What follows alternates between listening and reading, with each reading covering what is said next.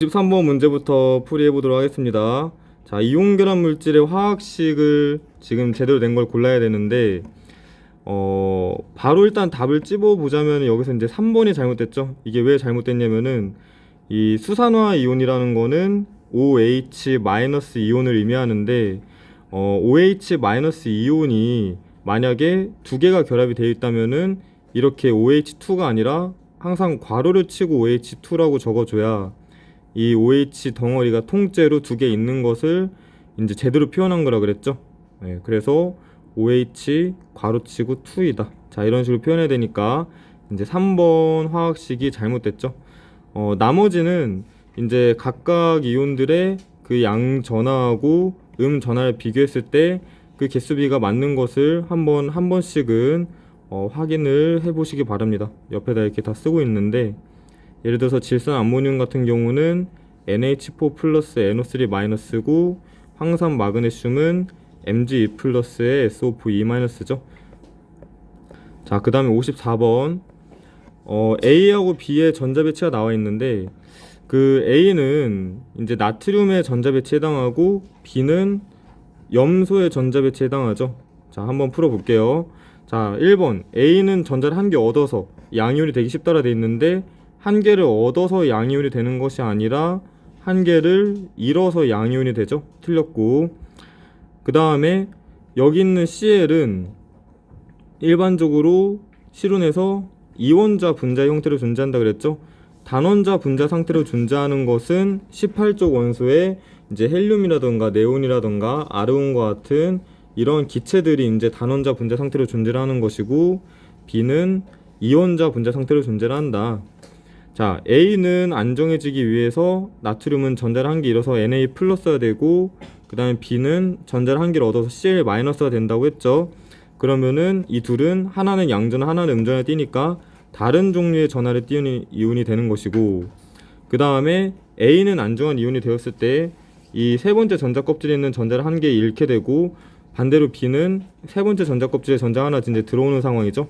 그래서 안정한 이온이 되면은 A는 전자 껍질 수가 2개, B는 3개가 되니까 같지 않고.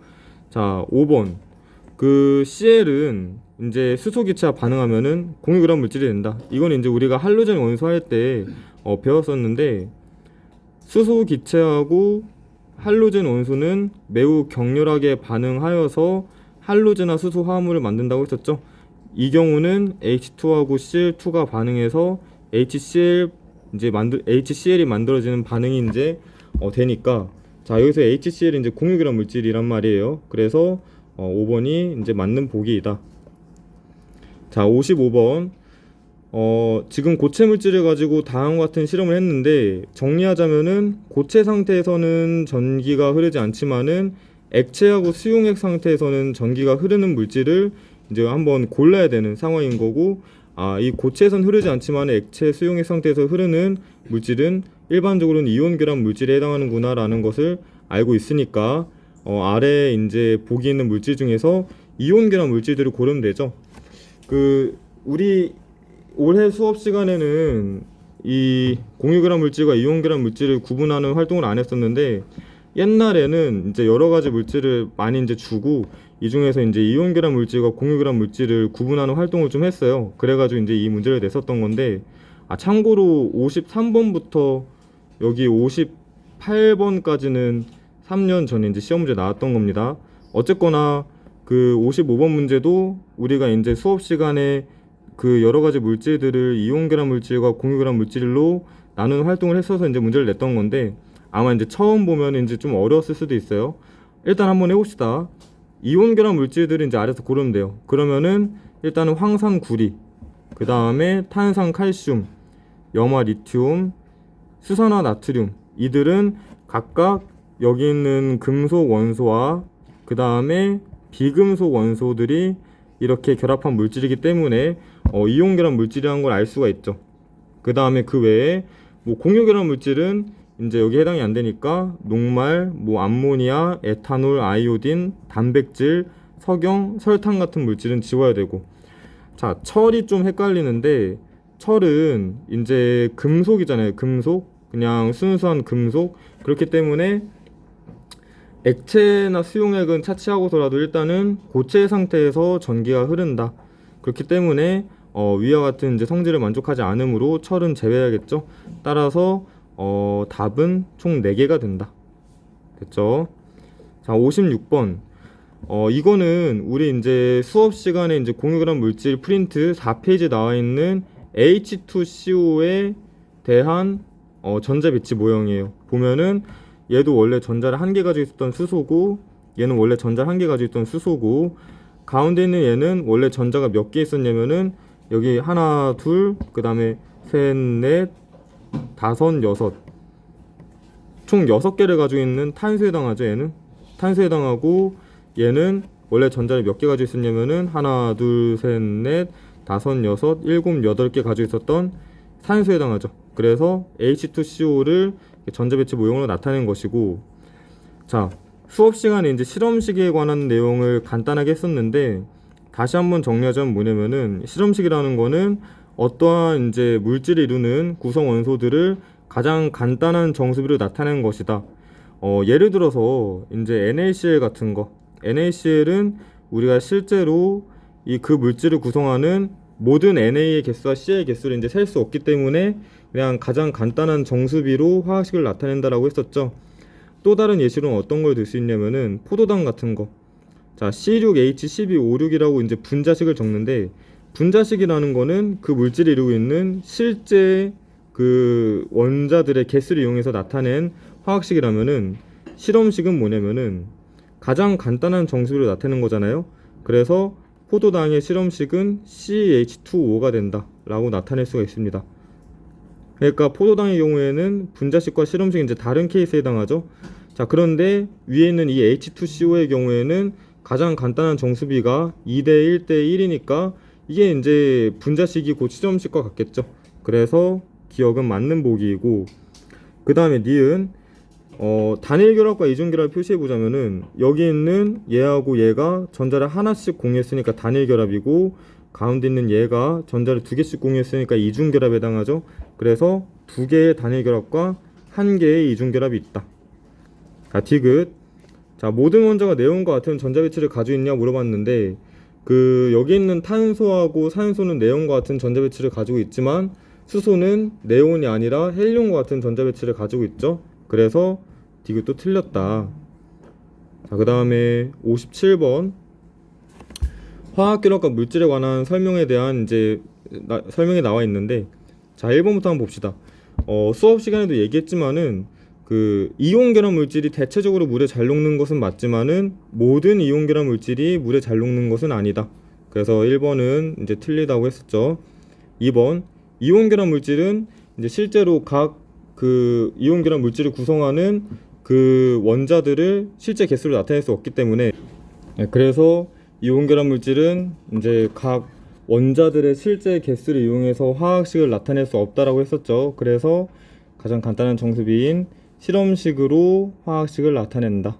그래서 이번은 맞는 얘기고, 자, 염화나트륨이 물에 녹으면은 Na 플러스 Cl 마이너스 나뉘어져서 이제 물에 의해서 안정화된다 했었죠. 수화 현상이 일어난다. 이거 맞는 얘기고, 자, 이온 결합 물질에 힘을 가하면은 쉽게 쪼개지거나 부서진다라고 배웠죠. 틀렸고, 자, 염화수소는 공유 결합 물질임에도 불구하고 수용액 상태에서 전류가 흐르는 예외적인 물질이다라고 이제 배웠기 때문에 5번도 틀린 보기이다. 자, 2번, 3번이 맞는 얘기죠. 자, 58번. ABC에 대한 전자 배치가 나와 있는데, 지금 보면은 A는 이제 플루오린에 해당하고, B는 산소에 해당하고, C는 알루미늄에 해당하죠.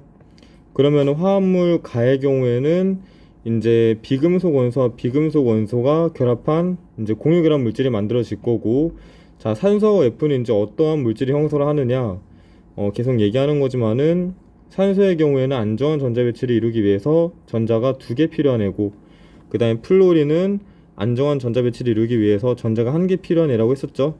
그러면은 전자가 2개 필요한 이 산소 입장에서는 전자가 1개 필요한 플루오린 2개하고 각각 전자를 하나하나씩 공유를 하면은 안정한 전자 배치를 가질 수가 있다. 그렇기 때문에 얘는 산소와 플루오린 두 개가 결합한 OF2의 화합물이 형성을 한다. 나의 경우에는 이제 산소하고 알루미늄, 즉 비금속과 금속 원소가 이제 결합했기 때문에 이온 결합 물질이 형성을 할 텐데, 산소는 일반적으로 O2-에 이제 음이온이 되고 전자 두 개를 얻어서 O2- 음이온이 되죠. 알루미늄은 일반적으로 전자 세 개를 잃어서 알루미늄 3+ 이제 양이온이 되잖아요.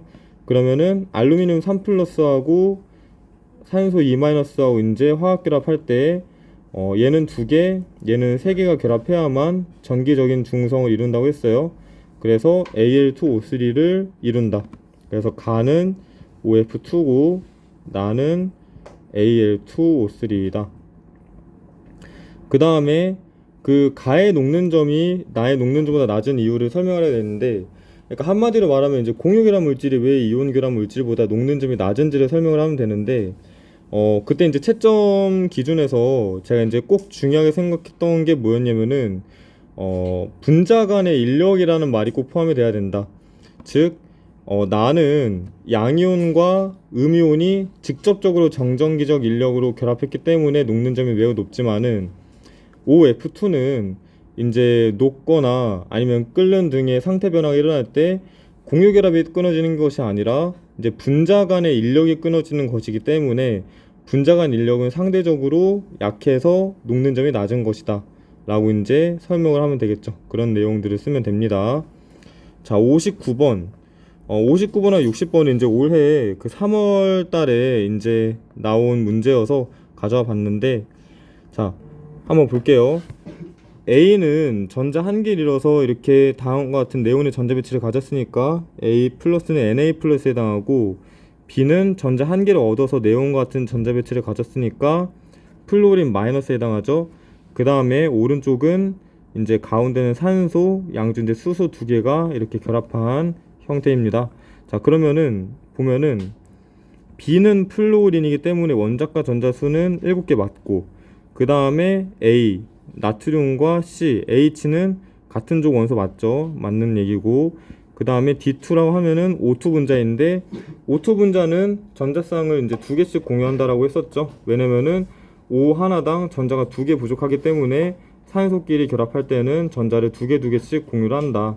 그래서 디귿은 틀렸고, 자, 이렇게 해서 답이 기억 니은이 됩니다. 자, 그 다음에 마지막으로 60번 문제. 고체 염화 나트륨의 구조가 나와 있고, 얘네들이 이제 물에 녹았을 때가 나와 있는데, 지금 보면은 왼쪽은 플러스극, 오른쪽은 마이너스극으로 연결되어 있잖아요. 그러면은 플러스극으로 당겨져 있는 이 왼쪽 기억 이온이 음전하를 띠고 있을 것이고, 마이너스극으로 당겨져는 이 오른쪽이 니은 이온이 플러스 전하를 띠고 있겠죠. 따라서 기억은 Cl 마이너스에 해당하고 니은은 Na 플러스에 해당한다는 것을 알 수가 있습니다. 자, 그러면은 기억은 맞는 얘기고, NaCl 수용액은 이 나 그린 것 같이 이제 음이온과 양이온으로 수용액에서 이제 나뉘어지기 때문에 전기 전도성이 있다라고 했었고, NaCl은 이온 결합 물질이지만은 포도당은 공유 결합 물질이죠. 그렇기 때문에 둘은 화학 결합의 종류가 다르다. 따라서 답이 기억 니은입니다.